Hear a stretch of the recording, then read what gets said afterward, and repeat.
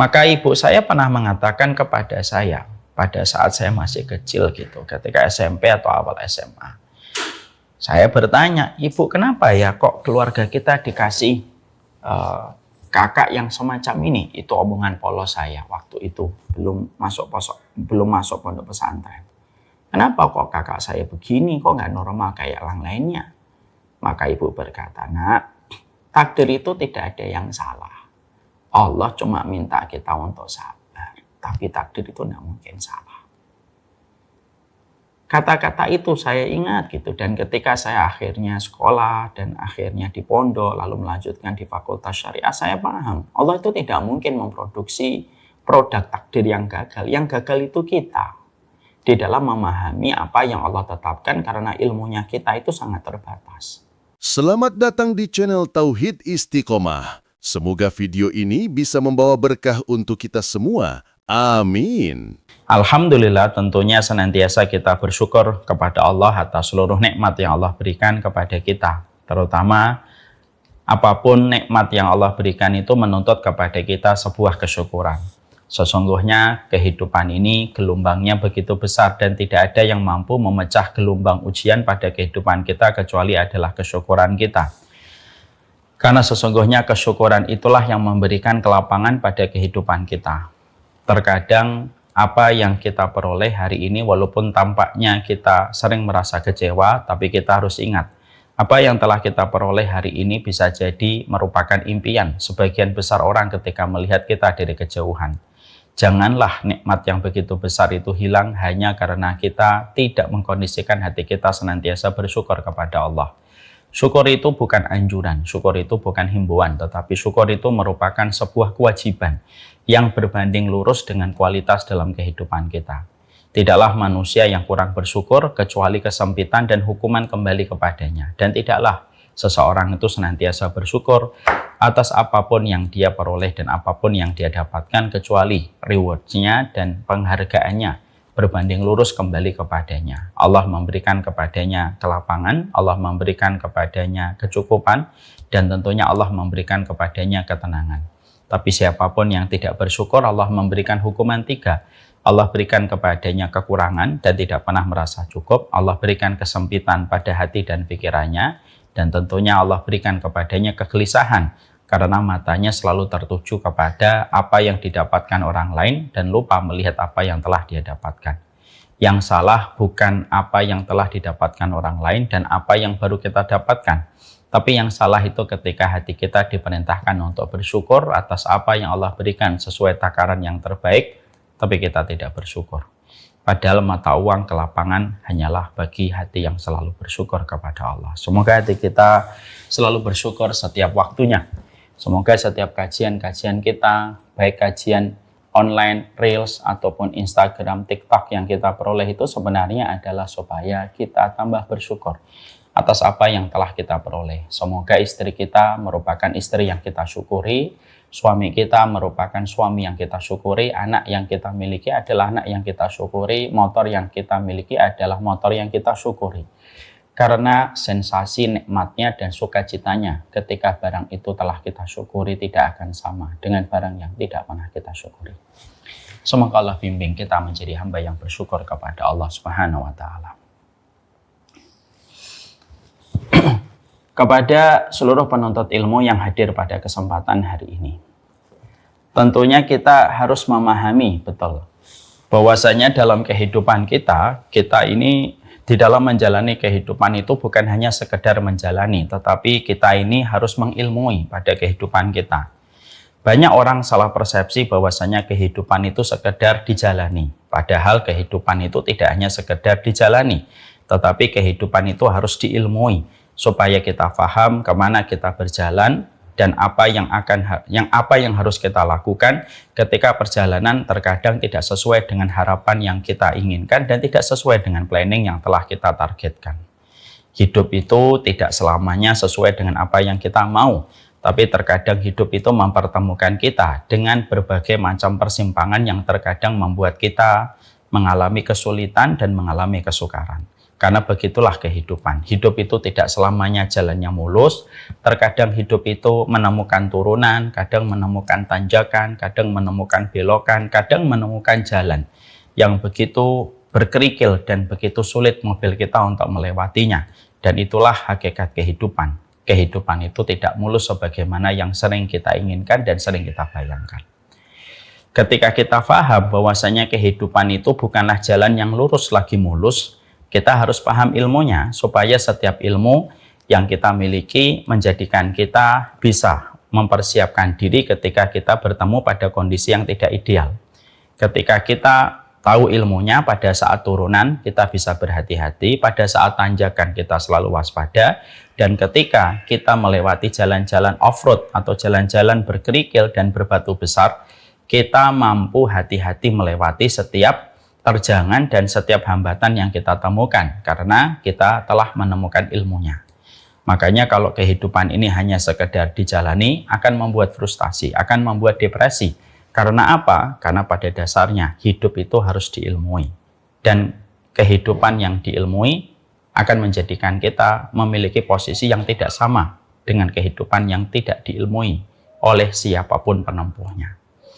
Makanya di dalam surat Al-Mujadilah Allah menyampaikan yarfa'illahu alladhina amanu walladhina utul ilma darajat. Allah mengangkat orang yang berilmu, Allah mengangkat orang yang beriman dan berilmu beberapa derajat dibandingkan mereka yang tidak punya ilmu. Artinya diangkat beberapa derajat itu adalah salah satunya bukan hanya sekedar pahalanya, bukan hanya sekedar rahmatnya nanti pada kehidupan akhirat, tapi Allah mengangkat derajat orang yang berilmu. Karena orang berilmu ketika dia senantiasa membekali hidupnya dengan ilmu, dia tahu apa yang harus dilakukan, dia mengerti apa yang harus dikerjakan, karena ilmu itu merupakan obat dari getirnya kehidupan. Dan ilmu itu energi dari berbagai macam perkara yang menguras tenaga kita ketika kita menjalani ujian di dalam kehidupan. Ini yang kita harus sepakat. Dan sesungguhnya ilmu akan membebaskan kita dari blind spot. Dan ketika kita terbebas dari blind spot, maka kita tidak akan mengalami banyak benturan dalam kehidupan. Kalau kita ngerti ilmunya. Dan biasanya kehidupan kita itu membentuk banyak masalah, membentuk banyak problematika, dan banyak mengalami benturan disebabkan karena kita berada pada satu kondisi yang gelap, tidak paham ilmunya. Akhirnya kita terbentur dalam kehidupan kita. Dan akhirnya itu terkadang bisa menjatuhkan kita dan bisa menurunkan kualitas kehidupan kita. Ilmu itu obat, ilmu itu energi, ilmu itu adalah menyelamatkan dari berbagai macam benturan besar pada kehidupan. Setelah kita memahami bahwasanya kita ini butuh ilmu pada kehidupan dan kita harus belajar. Dan belajar itu bukan karena kita sombong, belajar itu bukan karena kita ingin dianggap suci, belajar itu bukan karena kita pengangguran, tapi belajar itu adalah supaya kita memiliki bekal, supaya tidak mengalami banyak benturan pada kehidupan kita. Tentunya kita harus paham bahwasanya salah satu part penting pada ilmu yang harus kita miliki pada kehidupan agama kita adalah bagaimana ketika kita melewati takdir-takdir berat yang terjadi pada kehidupan kita. Ini harus kita ilmui.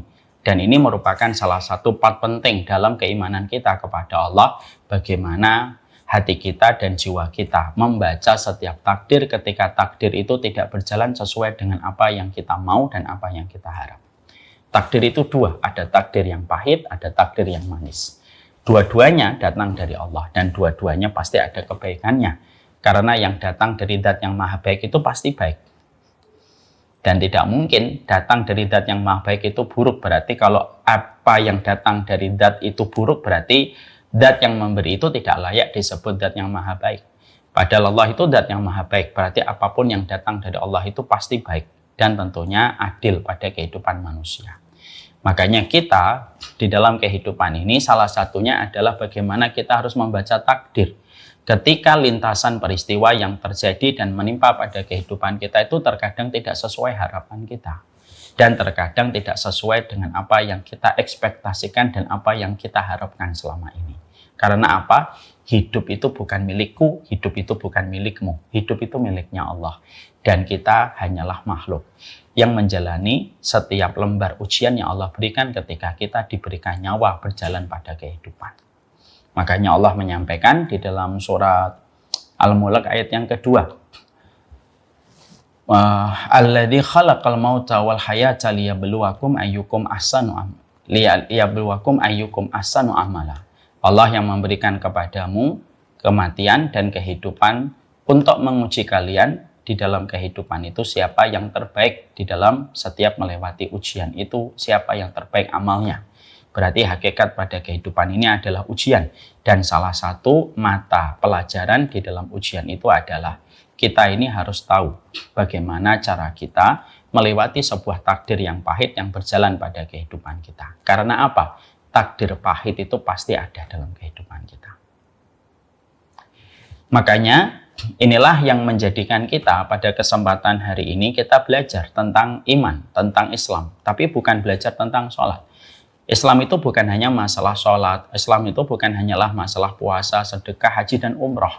Tapi salah satu part penting yang kita pelajari dalam keislaman kita, khususnya pada kesempatan ini adalah kita belajar bagaimana ketika jalan kehidupan kita dan roda kehidupan kita mempertemukan kita dengan beratnya takdir dan pahitnya takdir yang Allah sodorkan pada kehidupan kita ketika Allah Maha berkehendak. Dan Allah tidak pernah ditanya tentang apa yang Allah perbuat. Maka kita harus paham gimana ya kalau kehidupan saya dipertemukan dengan sesuatu yang tidak saya inginkan. Kalau ada seseorang tiba-tiba diberikan takdir yang pahit, misal dia diberikan takdir sakit, misal dia diberikan takdir ketika pada kondisi bangkrut bisnisnya, ataupun UMKM yang dia rintis ternyata tidak berjalan dan tidak sesuai dengan apa yang dia rencanakan. Kita ini harus tahu bagaimana kita itu membaca setiap takdir-takdir yang pahit yang terjadi pada kehidupan kita. Karena salah satu kedewasaan kita dalam beriman itu bukan hanya ketika kita sholat, bukan hanya ketika kita puasa, tapi salah satu kedewasaan kita dalam iman itu adalah sudah memiliki keridhaan dalam melewati setiap takdir yang Allah tetapkan pada kehidupan kita. Dan ridho kepada takdir itu tidak gampang. Ridho kepada takdir itu tidak gampang. Makanya pahalanya itu begitu besar. Makanya sampai Ibnu Umar radhiyallahu anhu itu berkata di dalam salah satu golden quotes-nya beliau, Ibnu Umar itu pernah mengatakan, siapapun yang mati dalam kondisi dia ridho kepada Allah sepanjang hidupnya sampai dia mati, maka dia matinya mati husnul khatimah walaupun meninggalnya di atas tempat tidur. Karena apa? Keridhaan itu selalu dihargai mahal oleh Allah. Saya sering memberikan contoh untuk diri saya dan untuk banyak orang. Bagaimana ridho kepada takdir itu merupakan salah satu pucuk-pucuk amalan besar seorang hamba di hadapan Allah. Analoginya sederhana. Saya punya anak banyak. Anak saya 8. Kadang-kadang kalau saya mendapatkan rezeki lebih, mungkin karena salah satu bisnis saya profitnya misalkan bulan ini agak lebih. Biasanya itu saya nawarin anak-anak saya itu hadiah. Mau hadiah apa? Ada yang ngomong pengen hadiah mobil, ada yang pengen hadiah makan, ada yang pengen hadiah buku, dan lain sebagainya. Tapi saya pernah mendapati ada 8 anak yang saya tawarkan, ada salah satu anak saya yang ngomong begini. Kalau saya seridonya Abi aja, dibeliin apa aja boleh. Lalu saya ngetes, ya udah nggak kasih hadiah. Kamu kan pengennya Abi aja yang milih, Abi pengennya kamu nggak dapat hadiah. Lalu dia berkata, ya enggak apa-apa kalau memang itu Abi belum mampu memberikan aku hadiah. Aku ridho, Bi. Maka ketika tadi saya menyampaikan bahwasanya Ibnu Umar radhiyallahu anhu mengatakan siapapun yang telah memberikan takdirnya kepada Allah, maka sesungguhnya dia matinya husnul khatimah walaupun matinya di atas tempat tidur. Karena memang salah satu di antara puncak rumpun amal salih yang sangat dicintai oleh Allah itu keridhaan. Makanya tadi saya membahasakan dengan sebuah analogi sederhana. Kalau ada salah satu anak saya itu berkata kepada saya, ya mau hadiah apa aja terserah, bisa ridhonya Abi. Itu justru malah hati kita terenyuh. Dan kita ingin memberikan lebih kepada anak itu. Karena apa? Karena ridhonya yang terucap dengan lisannya itu membuat kita justru lebih terenyuh dan akhirnya lebih tersentuh dengan apa yang dia sampaikan. Sebenarnya itu analogi sederhana bahwasanya kehidupan manusia ketika ridho itu semacam itu di hadapan Allah.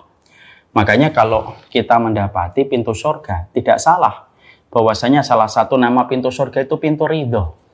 Ada pintu sholat, ada pintu puasa, ada pintu sedekah, ada pintu jihad, ada pintu aiman, ada pintu memaafkan, ada pintu taubat, ada pintu ridho. Dan pintu ridho itu kepada siapa? Kepada siapapun yang dalam kehidupan mereka selalu ridho dan lapang hatinya menerima takdir yang Allah berikan kepada mereka. Maka kelak ketika mereka di surga, maka sesungguhnya yang memanggil mereka adalah pintu ridho. Karena besarnya keridhaan mereka kepada Allah itu berbanding lurus dengan rahmatnya Allah dan ridhonya Allah untuk mereka. Ini yang kita harus mengerti. Islam itu bukan hanya masalah sholat. Islam itu bukan hanya masalah puasa. Islam itu bicara tentang konsep penerimaan hatimu dan jiwamu terhadap apa yang Allah atur pada kehidupan. Jadi ini masalah penerimaan. Makanya kalau kita mampu memanage hati kita dan jiwa kita terhadap konsep penerimaan yang di dalam bahasa Tazkiyatun Nafas itu disebut dengan kata ridho, sebenarnya ini merupakan inti dari kunci kelapangan hati kita, yaitu soal penerimaan. Karena soal penerimaan itu tidak ada yang bisa membuat orang yang telah menerima apapun yang ditetapkan oleh Allah, tidak ada yang bisa membuatnya kecewa dan tidak ada yang bisa membuatnya sedih. Karena apa? Ya karena dia telah memiliki konsep penerimaan besar pada hatinya terhadap apapun yang telah ditakdirkan oleh Allah. Makanya tidak salah kalau Nabi 3 hari sebelum beliau meninggal dunia, maka Nabi Muhammad itu beliau bersabda, La yamutanna ahadukum illa wa huwa yuhsinu dhanna billah. Jangan sekali-kali kamu mati kecuali kamu berprasangka yang baik, ridho kepada takdir Allah terhadap apapun yang telah Allah berikan kepada kalian dan berprasangka yang baik kepada Allah. Hadis ini disampaikan oleh Nabi 3 hari sebelum beliau wafat untuk menunjukkan kepada kita betapa besarnya posisi hati apabila mereka telah menerima keridhaan dari Allah dan berbaik sangka kepada Allah. Karena konsep penerimaan makhluk kepada keputusan Allah itu merupakan satu amal yang begitu besar mengundang rahmatnya Allah. Maka ketika kita sudah mengetahui bahwasanya konsep penerimaan hati terhadap setiap peristiwa yang Allah berikan pada kehidupan itu merupakan puncak amal di dalam kehidupan kita setelah kita bertauhid kepada Allah, kita harus membahas bagaimana kalau kita menghadapi takdir itu terjadi pada kehidupan kita, terutama takdir pahit ketika sedang menyapa kehidupan kita. Ada di antara keluarga yang ada di sini mungkin sedang mengalami masalah, ada yang sedang dirugikan, ada yang sedang memiliki piutang dan yang utang tidak segera membayar, atau mungkin kita berbuat baik, tapi ternyata orang yang kita berikan kebaikan membalas kita dengan racun yang menyakiti dan melukai kita gitu.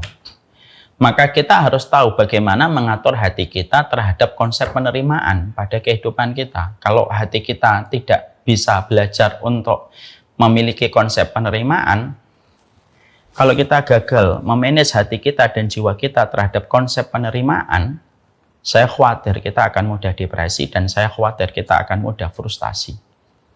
Ya. Dan itu yang kita khawatirkan, bahwasanya tiadanya konsep penerimaan pada hati itu berakibat buruk pada kualitas kehidupan kita. Tapi sebelum kita membahas bagaimana manajemen konsep hati kita sesuai dengan arahan dan petunjuk ulama dalam konsep penerimaan, kita membahas dulu bagaimana sih cara kita memiliki kesepakatan terhadap takdir. Imam Ibnu Qayyim di dalam kitabnya Syifa'ul Alil fi Masailil Qada'i wal Qadar, beliau berkata kepada kita, ada beberapa poin penting yang harus kita sepakati dulu sebelum kita bicara tentang penerimaan takdir. Yaitu tentang kesepakatan kita untuk memahami tentang masalah takdir. Apa yang kita harus pahami tentang takdir? Setidaknya ada 3 poin yang kita harus pahami tentang takdir. Supaya kita mampu memposisikan takdir dengan sudut pandang yang sama. Karena tidak mungkin saya dan kita semuanya membicarakan konsep penerimaan kalau kita berangkat dari garis start bahwasanya kita memahami takdir itu sudah dari perspektif yang beda-beda. Itu nggak akan bisa kita bicara tentang penerimaan. Kita sepakat dulu bahwasanya dalam kehidupan kita memahami takdir ada 3 poin besar yang kita harus mengerti. Apa 3 poin besar yang kita harus mengerti tentang takdir? 1, takdir itu merupakan ketetapan yang datang dari Allah Subhanahu wa taala, di mana itu datang dari zat yang maha alim, zat yang maha hikmah, zat yang maha kasih sayang, zat yang penuh cinta kasih, dan zat yang penuh keadilan. Semuanya dari sifat Allah yang begitu sempurna, keluarlah takdir yang berjalan pada kehidupan manusia. Maka sesungguhnya ini tidak boleh kita lupakan. Banyak orang yang terkadang lupa bahwasanya takdir itu datang dari zat yang mencintai dia lebih daripada cintanya ibu kepada kita. Berarti kalau takdir itu datang dari ketetapan yang Allah berikan pada kehidupan kita, dan itu datang dari zat yang maha sempurna, jangan pernah ada kata bahwasanya Allah jahat sama kita. Jangan pernah ada sebuah diksi bahwasanya Allah zalim sama kita. Dan jangan pernah ada diksi di antara kita bahwasanya Allah itu tidak sayang kepada kita. Jadi kalau kita memahami bahwasanya takdir itu ditetapkan oleh Allah dari zat yang maha adil, zat yang maha sayang, zat yang cinta kasih, zat yang hikmah, semuanya ada pada kehidupan yang Allah miliki pada sifatnya yang sempurna. Tidak mungkin sifat yang sempurna itu menghasilkan produk yang gagal dan menghasilkan produk yang cacat. Ya tidak mungkin. Mungkin nggak? Nggak mungkin. Kalau manusia mengeluarkan produk gagal, mungkin iya. Karena manusia itu memang terbatas. Bisa jadi dia pintar, tapi belum tentu adil. Ya enggak? Negara kita itu enggak kurang-kurang orang pintar. Apakah mereka adil? Belum tentu. Negara kita itu enggak kurang-kurang dari orang pintar. Tapi apakah memiliki sifat empati dan memperhatikan perasaan rakyat semuanya? Oh, belum tentu. Makanya terkadang keputusannya hanya untuk beberapa gelintir orang, bukan untuk seluruh masyarakat. Ya bisa jadi itu terjadi karena apa yang datang dari makhluk itu memang sangat terbatas. Tapi takdir itu yang berjalan pada kehidupan manusia itu datang dari dari zat yang memiliki kesempurnaan. Dan zat yang sempurna itu tidak mungkin mengeluarkan produk yang cacat dan produk yang gagal. Saya mendapati kata-kata itu dari ibu saya. Ibu saya, maaf saya harus cerita ya. Ibu saya mendapatkan ujian yang bagi saya berat bersama dengan bapak. Anak pertama beliau cerebral palsy, anak kedua beliau cerebral palsy. Cerebral palsy itu kalau bahasa sederhananya kayak anak kecil di bawah usia 5 tahun atau 3 tahun. Sampai sekarang, walaupun umurnya sudah 57 tahun, ya kayak anak kecil.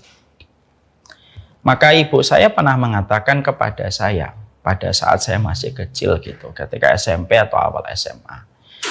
Saya bertanya, ibu kenapa ya kok keluarga kita dikasih kakak yang semacam ini? Itu omongan polos saya waktu itu, belum masuk pondok pesantren. Kenapa kok kakak saya begini, kok nggak normal kayak orang lainnya?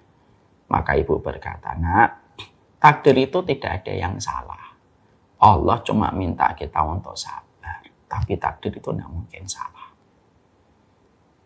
Kata-kata itu saya ingat gitu. Dan ketika saya akhirnya sekolah dan akhirnya di pondok lalu melanjutkan di fakultas syariah, saya paham Allah itu tidak mungkin memproduksi produk takdir yang gagal. Yang gagal itu kita di dalam memahami apa yang Allah tetapkan karena ilmunya kita itu sangat terbatas. Orang yang tidak paham ekonomi, lalu dia berhadapan dengan pebisnis yang betul-betul sudah aral melintang dalam dunia bisnis dan telah mengalami banyak sekali turbulence dalam bisnisnya dan dia melewati dengan sukses. Kadang-kadang ketika menetapkan strategi, belum tentu orang yang tidak belajar ekonomi dan bisnis bisa memahami strategi dia. Kenapa? Karena ilmunya berbeda. Kita ini ilmunya terbatas. Ilmunya Allah itu tiada batas. Kalau kita sering mengatakan kok takdirnya begini, ya karena ilmu kamu terbatas. Dan ilmunya Allah itu tidak terbatas pada kehidupan kita. Sehingga akhirnya kita harus yakin, hakul yakin, dan tidak ada keraguan di dalamnya.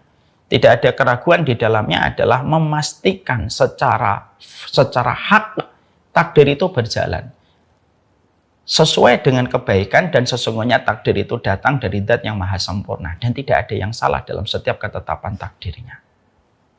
Ya. Kalaupun ada takdir yang buruk itu bukan karena Allah yang jahat, tapi kalau ada di antara kita mendapati takdir itu buruk ya karena kejahatan kita sendiri. Wa ma asabakum min musibatin fabima kasabat aydikum. Apapun musibah yang menimpa kamu itu ya karena ulahmu sendiri, bukan karena Allah yang jahat. Tapi karena ulah kita sendiri, maka apa yang kita lakukan itu mengundang kecelakaan dan kesialan dalam hidup kita. Karena itu sifat keadilan Allah. Maka kembali kepada kehidupan kita memahami takdir. Satu, takdir itu, takdir datang dari Zat yang maha sempurna. Dan kita tidak boleh ragu terhadap takdir itu yang berjalan pada kehidupan kita. Kalau logika kita, perasaan kita belum mampu menjangkau takdir itu, ya karena memang ilmunya kita dengan ilmunya Allah berbeda. Maka gunakanlah iman kita ketika akal kita dan logika kita tidak bisa menjangkau apa yang Allah tetapkan kepada kita ketika kita beriman. Cukuplah kita beriman, takdir Allah itu adalah takdir yang terbaik. Makanya ucapan yang disampaikan dulu para sahabat Nabi, orang-orang soleh terdahulu, kalau mereka mendapati ada sebuah kejadian berat yang terjadi dan menimpa pada kehidupan mereka, maka biasanya orang-orang dulu itu mengatakan apa? Mereka mengatakan, mereka itu berzikir dengan zikir raditu billahi rabba wa bil islami dina wa bi muhammadin nabiyya wa rasulah. Jadi kalau para sahabat, para tabi'in dan orang-orang soleh terdahulu, kalau mereka melewati sebuah peristiwa berat yang terjadi dan menimpa kepada mereka, maka mereka sering mengucapkan dan mengekspresikan hati mereka itu dengan sebuah zikir. Raditu billahi rabba wa bil islami dina wa bi muhammadin nabiyya wa rasulah. Ya Allah, kami ridha kepada Engkau sebagai Rabb kami, Muhammad sebagai utusan kami, dan Islam itu sebagai jalan kehidupan agama kami. Kata ridho itu diucapkan apa? Dan ridho itu adalah menetapkan bahwasanya semua takdir itu luar biasa, datang dari Zat yang maha sempurna. Kalau akal kita belum menjangkau, karena akal kita terbatas dan ilmunya Allah tidak pernah memiliki batas. Ya. Saya ambilkan contoh yang sering saya sampaikan di banyak sekali kajian. Kalau ada seseorang pasien datang kepada dokter, gitu. Ada pasien datang ke dokter, ternyata dia mengalami infeksi pada kakinya. Tapi qadarullah dia agak terlambat datang ke dokter. Ketika dia agak terlambat datang ke dokter, pada saat itu ternyata infeksinya sudah mulai menjalar ke atas.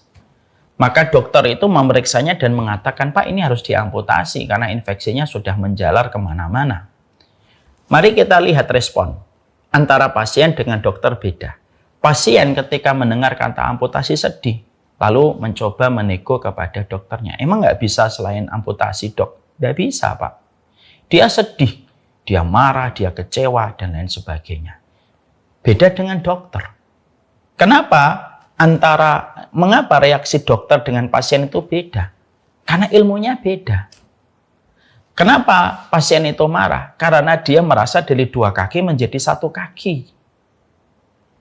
Dan dia mencoba untuk menego supaya tidak perlu diamputasi karena dia masih sayang sama kakinya.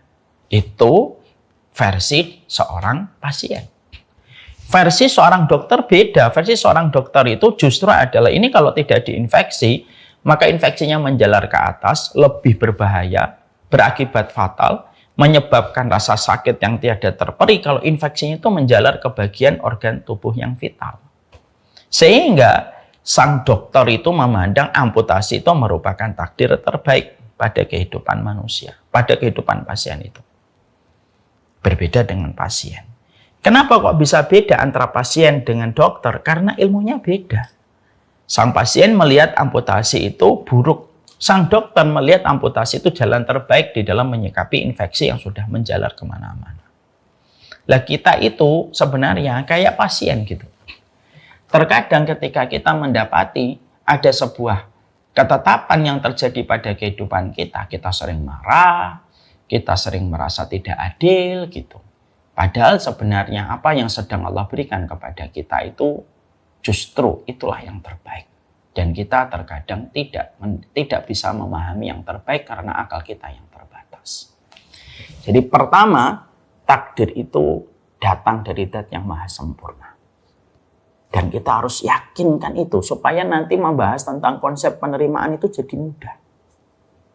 Tapi kalau kita sudah beda bahwasanya ternyata takdir tentang bahwasanya takdir itu datang dari zat yang maha sempurna, ini kita tidak sepakat, susah sekali nanti. Bahas penerimaan itu susah, karena ini perkara basic. Ini namanya inti dalam tauhid kita, dan ini merupakan inti dalam akidah kita kepada Allah. Penerimaan bahwasanya takdir datang dari zat yang maha sempurna. Ya, jangan ragu.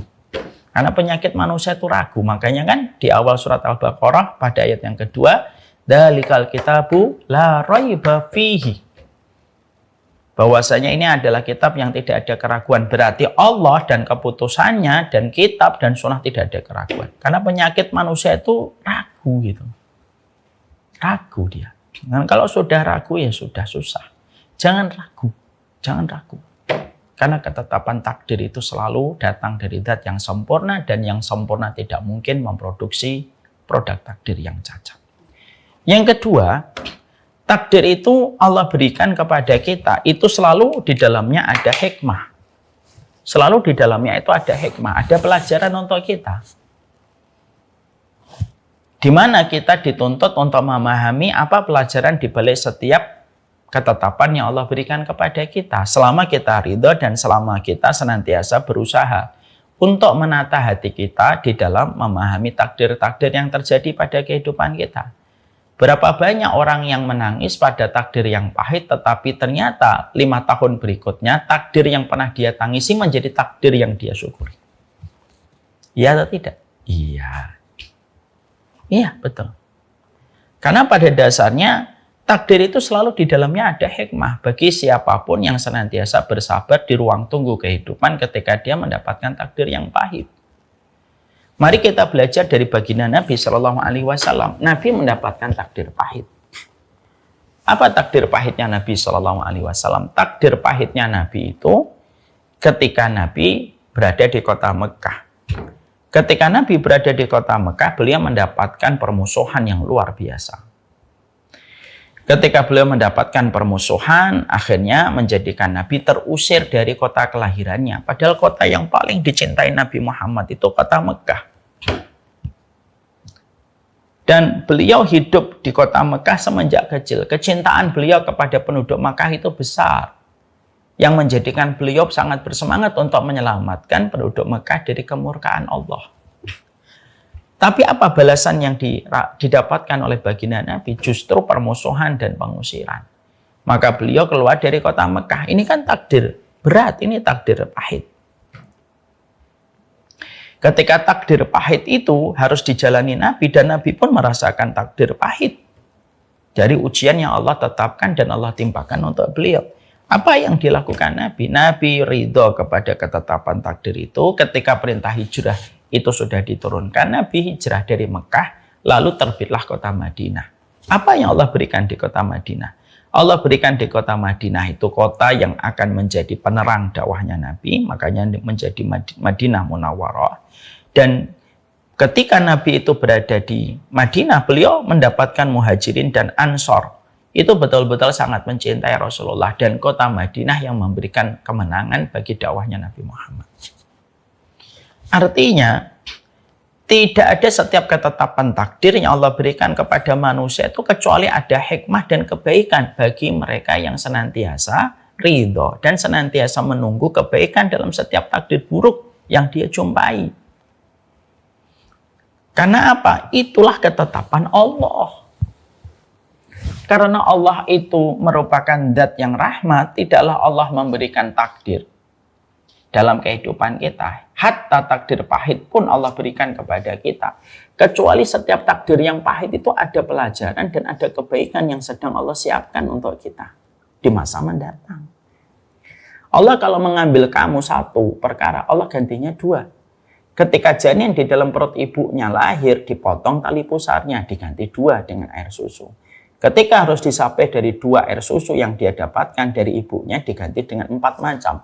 Daging, sayur-sayuran, buah-buahan, dan minuman segar. Allah itu selalu menggantinya lebih banyak. Ya, karena apa? Karena setiap takdir itu berjalan dengan hikmah dan setiap ketentuan takdir itu selalu di dalamnya ada kebaikan. Makanya kata-kata para ulama dulu sering mengatakan fihi khair. Fihi khair. Segala sesuatu itu pasti ada kebaikannya. Fihi khair. Selalu ada kebaikannya. Makanya kalau kita sedang mendapatkan musibah, kalau ada takdir buruk yang sedang menimpa kepada kita, salah satu ucapan dzikirnya itu apa sih? Allahumma jurni fi musibati wa akhlif li khairan minha. Ya Allah, berikan aku pahala atas musibah yang aku peroleh dan berilah pengganti yang lebih baik. Jadi takdir pahit itu pun sebenarnya sedang menantikan kebaikan dari takdir pahit yang kita peroleh dan kita dapatkan. Dan dahsyatnya itu kita dapatkan dari kehidupan baginda Nabi Shallallahu Alaihi Wasallam. Ya. Itu yang kita harus yakini betul. Ya. Allah ketika memberikan takdir pahit pada seseorang ketika diambil penglihatannya, dijadikan bagaimana terkadang pendengarannya itu jauh lebih tajam dari manusia biasa. Ya. Terkadang ketika Allah memberikan takdir pahit, seorang wanita dikecewakan suami, kecintaan anaknya kepada dia jauh lebih besar daripada sayangnya dia kepada bapaknya. Itulah proses takdir, itu selalu ada kebaikannya, selalu ada hikmahnya bagi siapapun yang yakin kepada Allah bahwasanya Allah itu Al-Hakim, Allah itu Maha Hikmah dalam setiap peristiwa yang Allah tetapkan pada manusia. Sehingga akhirnya kita harus paham, kalau kamu sedang merasakan kesulitan dari kehidupanmu hari ini, maka bisa jadi kamu sedang berada di fase Mekah dan akan turun sebentar lagi fase Madinah untukmu. Sabar saja di ruang tunggu. Ya, sehingga apa? Hikmah itu selalu datang pada setiap orang yang selalu bersabar dalam setiap ketentuan takdir yang Allah berikan pada manusia. Begitulah yang harus selalu kita ingat. Ibnu Umar, beliau pernah kecewa kepada istrinya. Lalu beliau keluar dari rumah ketika terjadi pertengkaran dengan istrinya. Ibnu Umar, salah satu ulama di antara para sahabat. Ketika beliau sedang kecewa terhadap muamalah istrinya, maka beliau keluar, beliau menuju ke masjid dan beliau sholat. Gitu. Sampai akhirnya beliau mendengar seseorang itu membaca di dalam di dalam Al-Quran surat An-Nisa ayat 19, wa asa an takrahu syai'an wa yaj'alallahu fihi khairan katsira. Bisa jadi apa yang kamu benci, maka Allah menjadikan perkara itu ada kebaikannya di masa mendatang.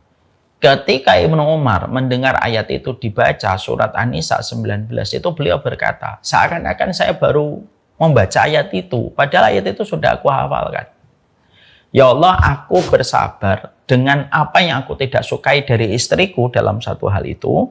Aku sabar ya Allah, aku akan pulang. Aku sabar, aku maafkan atas perkara yang aku tidak sukai dari istriku itu. Dan aku berharap ada kebaikan yang Allah berikan kepadaku karena Allah tidak pernah menyelisih janjinya. Pulang beliau.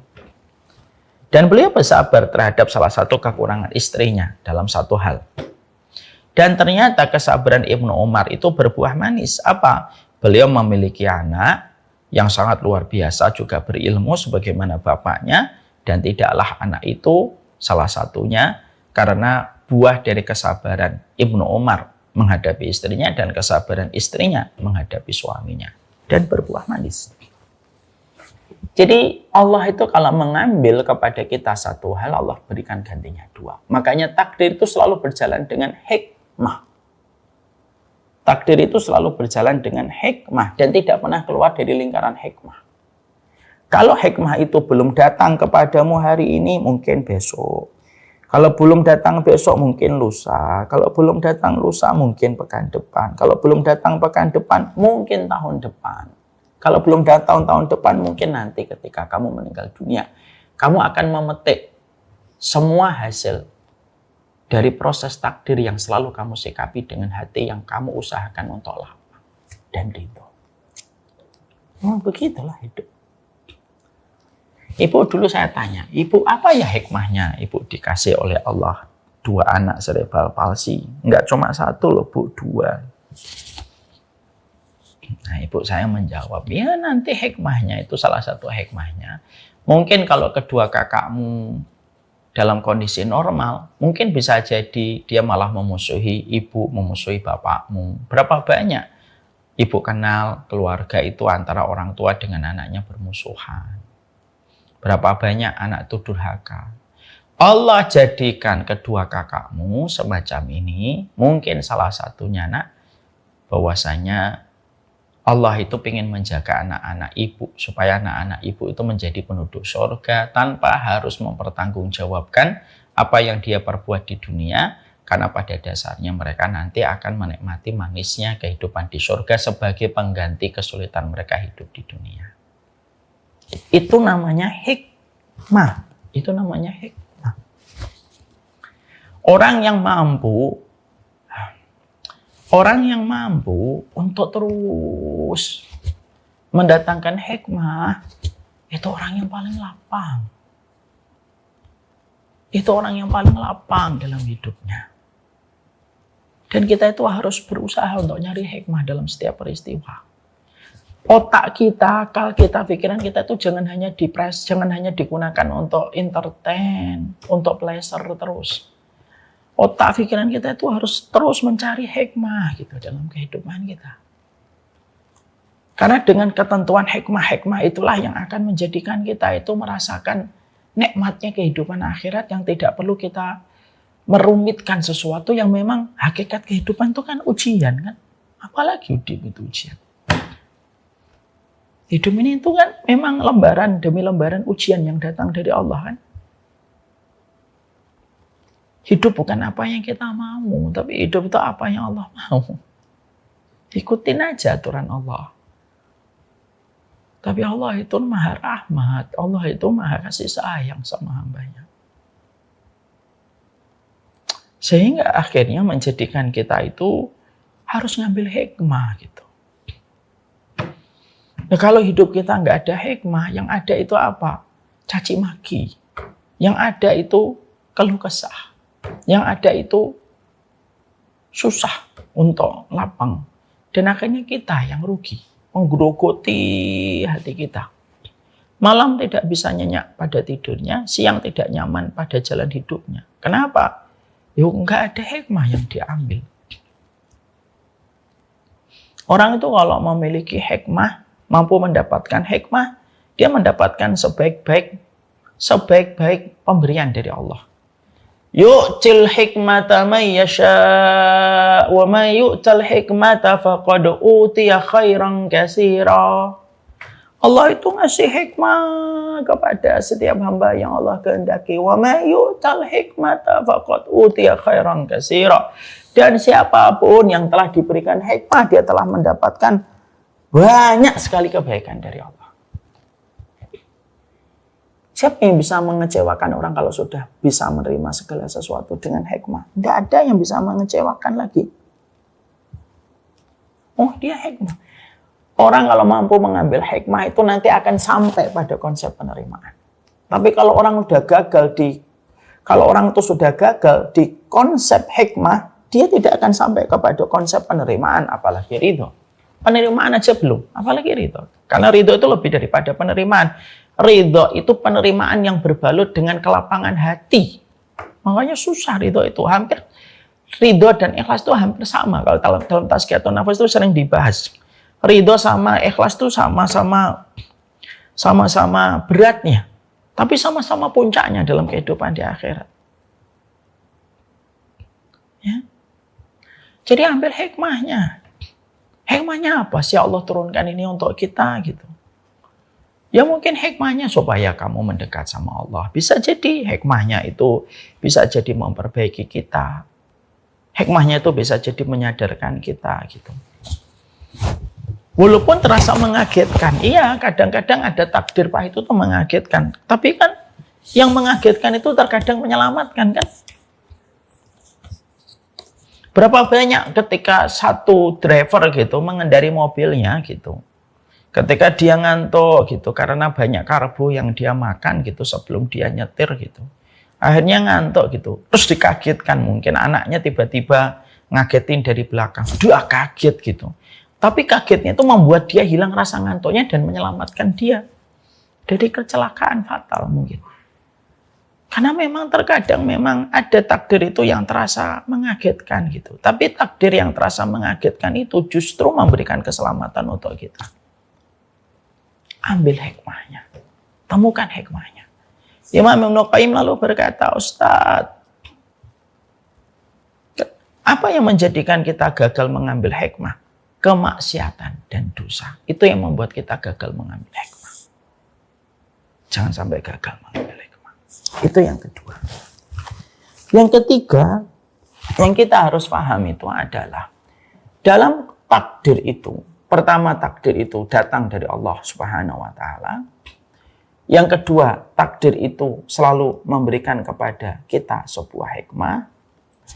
Maka yang ketiga yang juga penting itu adalah sesungguhnya takdir itu berjalan sesuai dengan kemahakuasaannya Allah. Makanya Allah menyampaikan di dalam surat Al-Anbiya, la yus'alu amma yaf'alu wa hum yus'alun. Allah tidak pernah ditanya kenapa melakukan itu. Tapi manusialah yang akan ditanya oleh Allah. Jadi takdir itu kemahakuasaannya Allah, hak prerogatifnya Allah. Walaupun kita memahami poin yang ketiga, tidak boleh kita memahami poin yang ketiga kecuali harus disertai poin 1 dan 2. Sesungguhnya takdir itu datang dari zat yang sempurna, takdir berjalan dengan hikmah. Yang ketiga, takdir itu kemahakuasaannya Allah. Ya maha kuasanya Allah lah, Allah yang menentukan dan Allah yang memiliki kehidupan kita kok. Ya. Makanya yang kita lakukan hanyalah apa? Penerimaan. Tentunya yang bisa kita lakukan berdoa supaya setiap dosa kita dan kemaksiatan kita itu tidak mengundang kesialan dan tidak mengundang berbagai macam takdir buruk yang terjadi pada kehidupan kita. Tapi takdir itu kemahakuasaannya Allah. Ya. Makanya kita harus paham, ketika Allah itu maha kuasa dan Allah memiliki hak prerogatif, bahwasanya Allah itu bisa menetapkan apapun yang Allah inginkan. Karena apa? Fa'alun lima yurid. Allah itu fa'al lima yurid. Mutlak itu prerogatifnya Allah. Fa'al itu maha berkehendak. Lima yurid apa yang Allah inginkan. Ini betul-betul menegaskan kepada kita bahwasanya itulah maha berkuasanya Allah gitu. Tapi poin ketiga ini tidak boleh lupa poin 1. Walaupun Allah maha berkehendak terhadap apapun, kita tidak boleh lupa bahwasanya setiap takdir itu berjalan datang dari zat yang sempurna dan produknya tidak ada yang gagal dan tidak ada yang cacat dan selalu datang dengan hikmah. Dan kita nanti akan tenang memahami bahwasanya Allah itu memiliki prerogatif yang luar biasa dalam ketentuan takdirnya. Jadi poin ketiga ini akan lapang selapang-lapangnya ketika kita mengembalikan pada poin 1 dan poin 2. Enak akhirnya hidup kita ini. Karena Allah itu sebaik-baik pengaturan. Allah itu zat sebaik-baik mengatur dalam kehidupan setiap manusia itu. Dan Allah maha berkehendak atas apapun yang Allah perbuat. Makanya ada salah satu ulama itu, kalau tidak salah Ali bin Abi Thalib, beliau itu berkata begini, aku kalau berdoa dikabulkan, aku senang. Tapi kalau aku berdoa kok belum dikabulkan, justru aku lebih senang. Kenapa kok menjadi lebih senang? Dibandingkan ketika doanya dikabulkan oleh Allah Subhanahu wa taala. Perhatikan jawaban Ali bin Abi Thalib. Kalau aku berdoa dikabulkan, itu merupakan permintaanku, pilihanku. Tapi kalau aku berdoa tidak dikabulkan, aku lebih senang. Kenapa? Karena itu pilihan Allah dan pilihan Allah itu selalu lebih baik daripada pilihanku. Insya Allah. Kalau aku berdoa dikabulkan, aku gembira. Tapi kalau aku berdoa tidak dikabulkan, aku lebih gembira lagi. Berarti yang pertama itu pilihanku, yang kedua itu pilihannya Allah dalam kehidupan manusia. Sehingga enak memahami ini. Kalau 3 perkara ini sudah kita betul-betul pelajari, kita realisasikan pada kehidupan kita, membicarakan konsep penerimaan yang nanti akan kita bahas itu menjadi jauh lebih mudah dan lebih gampang. Kenapa? Karena berangkat dari konsep garis start yang sama. Takdir Allah datang dari zat yang maha sempurna, takdir Allah berjalan dengan hikmah, dan yang ketiga, takdir itu hak prerogatifnya Allah, dan Allah tidak pernah ditanya. Ya Allah, kenapa begini? Kok Allah ditanya? Bukan Allah yang ditanya. Kita yang harusnya bertanya sama diri kita pada setiap ujian yang Allah berikan kepada kita. Sehingga akhirnya pada saat itulah konsep penerimaan takdir itu akan berjalan pada kehidupan manusia. Apa yang kita lakukan, Ustadz, setidaknya supaya kita itu terhindarkan dari takdir-takdir buruk. Ya. Kita akan ingin supaya kita tidak mendapatkan takdir buruk. Setidaknya ada dua perkara yang ketika harus kita lakukan supaya kita tidak mendapatkan takdir buruk terjadi pada kehidupan kita. Walaupun takdir buruk pun ujungnya juga ada sebuah kebaikan untuk kita. Makanya maaf ya, saya sering menyampaikan begini. Kadang-kadang dinding rumah sakit itu lebih banyak menyimpan khusyuknya rintihan yang berdoa dibandingkan dinding masjid. Kenapa, Ustadz? Karena sesungguhnya dinding-dinding rumah sakit itu, ketika orang itu mendapatkan banyak musibah yang menimpa kepada dirinya, maka menjadikan dia tulus berdoa kepada Allah Subhanahu wa Ta'ala. Dibandingkan orang yang berdoa di masjid ketika lagi mendapatkan banyak kelapangan hidup. Kadang-kadang musibah itu mendekatkan kita kepada Allah. Ya. Kadang-kadang musibah itu mendekatkan kita kepada Allah. Maka sebelum kita bahas konsep penerimaan, kita bahas part yang keduanya. Gimana supaya kita terhindar dari berbagai macam takdir-takdir buruk, walaupun takdir buruk itu pun juga berujung kebaikan untuk kita. Kalau kita ingin terhindarkan dari takdir-takdir buruk yang berjalan pada kehidupan manusia, maka setidaknya para ulama itu menerangkan kepada kita dua hal basic yang harus kita lakukan. Supaya kita tidak mendapatkan kesialan, kebuntungan, takdir pahit yang menimpa kepada kita. Apa dua perkara itu?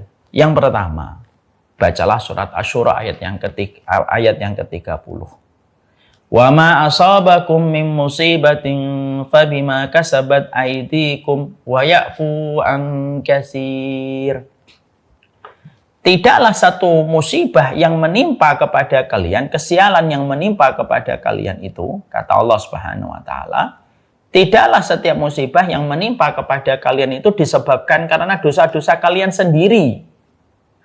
Ya, fabima kasabat aydikum. Itu karena kamu sendiri. Wa ya'fu an katsir, itu pun sudah dimaafkan sebagian besarnya oleh Allah. Dari surat Asy-Syura ayat 30, akhirnya apa? Kalau tidak ingin mendapatkan takdir buruk ataupun musibah menimpa pada kehidupan kita, jauhi dosa.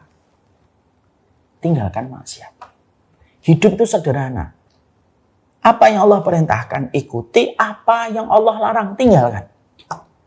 Karena apa? Dosa itu, kemaksiatan itu, zina, ataupun riba, ataupun kedzaliman, itu perkara-perkara yang akan mengundang banyak kesialan dalam kehidupan kita. Ada satu keluarga, rukun, harmonis, lalu pasangannya selingkuh. Lalu semua ketenangan itu hilang.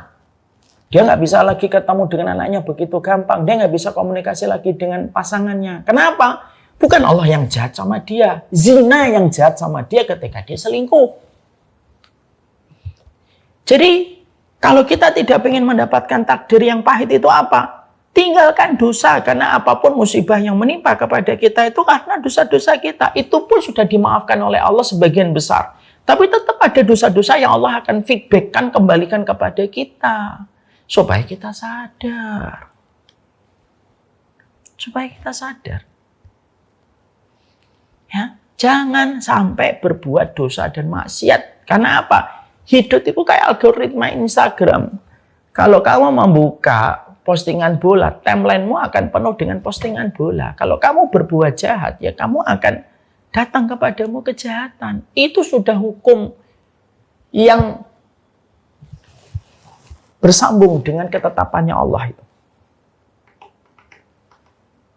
Ya, itu sudah hukum yang bersambung dengan ketetapan Allah. Ada seseorang pernah cerita ke saya ketika beliau berselingkuh gitu. Alhamdulillah beliau sudah bertaubat. Lalu setelah itu beliau cerita, Ustaz, saya susah nemuin anak saya diblok nomornya oleh istri saya. Saya tanya sama beliau, sebelum antum ketahuan zinanya dan selingkuhnya, apa yang antum dapatkan pada keluarga antum? Kami keluarganya baik, Ustaz, saya ketemu anak saya kapan saja. Berarti apa yang antum merasakan hari ini itu bukan salahnya Allah, bukan salahnya istri, tapi zinanya itu yang menyebabkan akhirnya apa yang kita peroleh. Kenapa sih kita harus meninggalkan dosa, ninggalin maksiat? Bukan karena sok alim, enggak lah. Bukan karena kita sok suci hidup, enggak sama sekali. Kita itu ninggalin maksiat itu simpel kok. Karena setiap kemaksiatan itu pasti feedbacknya akan mengundang satu kesulitan dalam kehidupan kita. Karena apa? Itulah SOP dan itulah regulasi yang sudah Allah tetapkan pada kehidupan manusia. Ya. Jadi jangan sampai kita itu melakukan dosa dan maksiat. Kalaupun akhirnya terjebak maksiat, tobat, istighfar yang banyak. Konsep hidup kita mari kita kembalikan kepada defaultnya. Default hidup kita itu apa sih? Apa yang Allah perintahkan, kerjakan. Apa yang Allah larang, tinggalkan. Sudah itu defaultnya itu aja, itu sebenarnya. Simple. Riba tidak boleh tinggalkan. Ya? Ketika kamu sudah menikah, jangan kamu berzina. Jangan kamu penasaran dengan yang haram. Udah tutup pintunya supaya anginnya tidak merusak apa yang telah kamu miliki. Tinggalkan. Tenang insya Allah. Tapi akhirnya berbagai macam perkara itu ternyata datang pada kehidupan kita itu ya karena kita sendiri. Ada seorang ulama namanya Muhammad bin Sirin dijebloskan ke penjara gara-gara tidak bisa bayar utang. Akhirnya dia tuh inget-inget gitu, kenapa kok saya di masa tua saya dijebloskan ke penjara gara-gara tidak bisa bayar utang. Akhirnya ulama ini tuh sadar, oh ya Allah, saya dulu pernah ngolok-ngolok anak muda dengan kata-kata, orang yang banyak utang gitu. Orang yang banyak utang gitu, ternyata ucapan itu kembali ke saya gitu. Dan akhirnya saya punya banyak utang. Artinya apa? Itulah yang terjadi sama orang. Tinggalkan dosa. Kalaupun melakukan dosa segera bertobat supaya kita mendapatkan rahmat. Arti rahmat, kalau tobat kita diterima itu apa? Tidak mengundang kesulitan di kehidupan kita masa mendatang. Yang kedua apa? Kita memohon sama Allah sepenuh hati bahwasanya kita itu memohon supaya kita dihindarkan dari takdir-takdir yang buruk. Ya. Karena sesungguhnya tidak ada perkara yang paling mampu untuk menahan takdir itu kecuali doa. Sesungguhnya takdir itu tidak bisa dilawan kecuali doa. Dan sesungguhnya tidak ada yang paling berani dan paling gentle menghadapi satu takdir kecuali doa. Ya doa. Allahumma inni a'udzubika min darokis saqa wa jahdil bala wa su'il qadha wa syamatatil a'da. Ya Allah, aku memohon kepada Engkau ya Allah. Dari kepedihan yang betul-betul perih. Wa jahdil bala, cobaan yang berat sekali. Wasu'il qadha, ketetapan takdirmu yang buruk ya Allah. Atau takdir yang pahit ya Allah. Aku berlindung diri. Wasyamatatil a'da, dan aku berlindung dari ditertawakan oleh musuh-musuhmu ketika mereka menertawakan kami sebagai orang yang beriman. Jadi di situ akhirnya kita memahami betul dua perkara ini yang harus kita jaga. Banyak doa, karena jarang berdoa itu mengundang kesialan.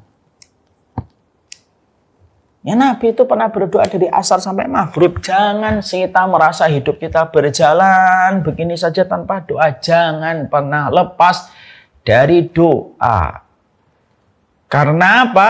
Berantakan kita dalam urusan doa. Dalam urusan doa itu terkadang memberikan kerusakan dan berantakan dalam urusan hidup kita. Dua perkara ini yang kita jaga. Baru setelah 3 poin takdir kita mengerti, 2 perkara menjaga takdir buruk kita sudah mengerti, baru nanti kita membahas apa yang harus kita lakukan dalam manajemen penerimaan. Kalau dalam bahasa anak muda hari ini, how to release. Gimana cara saya merilis kalau saya mendapati hidup ini terkadang nggak sesuai dengan apa yang saya mau. How to release. Gimana saya merilisnya? Qadarullah. Waktu kita sudah habis. Insya Allah kapan-kapan semoga kita berjumpa kembali. Kita lanjutkan. Ada part 2. Karena bahas takdir itu memang tidak bisa singkat. Tapi setidaknya mari kita ucapkan bareng-bareng supaya ini bisa memberi sugesti untuk iman kita. Takdir itu datang dari zat yang maha sempurna dan tidak ada produk takdir yang cacat. Yang kedua, bareng-bareng ayo. Takdir itu selalu berbanding lurus dengan hikmah. Bareng-bareng. Takdir itu selalu berbanding lurus dengan hikmah. Yang ketiga, takdir itu hak prerogatifnya Allah pada kehidupan setiap makhluknya.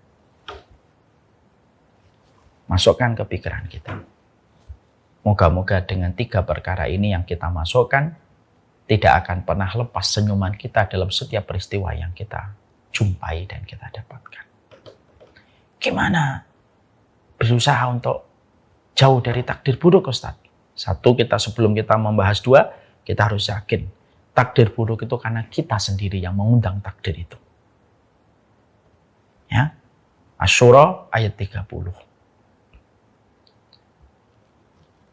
Wa ma asabakum min musibatin fabima kasabat aydikum. Ya sudah, ya, karena kamu aja. Musibah itu karena kamu sendiri gitu. Maka upaya menghindari takdir yang buruk 2. Lakukan apa yang Allah perintahkan, tinggalkan apa yang Allah larang. Banyaklah lisanmu berdoa.